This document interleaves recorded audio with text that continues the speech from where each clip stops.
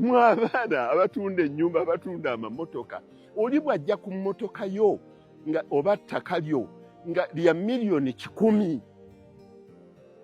nga eri omu akuwa milioni 10 naye ng'ayagala kusasulako 5 agasigadde agasasulira emyezi 6 nejjayo ayagala okuligula milioni 9 oba 8 naye ng'akuwaako 7. Mark my words, otwalanga asinga kuwaako deposit ennene unless ng'olina risk gy'omulabyemu.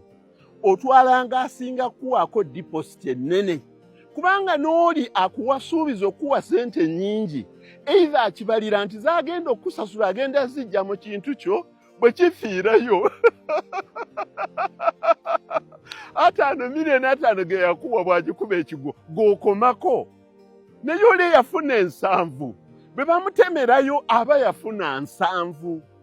So mugenderere ng'ekintu ekyo nti asinzaayo higher deposit yoyo atapingidde amazzi ku lusulo naye bw'olowooza nti nze njagala 12 ne bw'anaazisasulira omwaka agenda byonna ebinaamutuukako, you will bear the risks.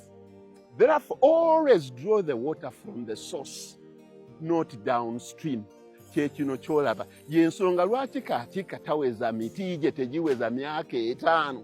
Kyenvudde bwe gamba nti wano naakagulawo emyaka 10 naakatemayo emiti emirundi 3 nzizizaamu gwakuna kuba ngoberera nnyo principle eyo. Nze kyenkola mu buli kintu mu mwanyi ate mwanyi tetukkiriziganya lwa principle yange eyo. Titeekamuuko ku miti, teekamuuko ku kino. You know?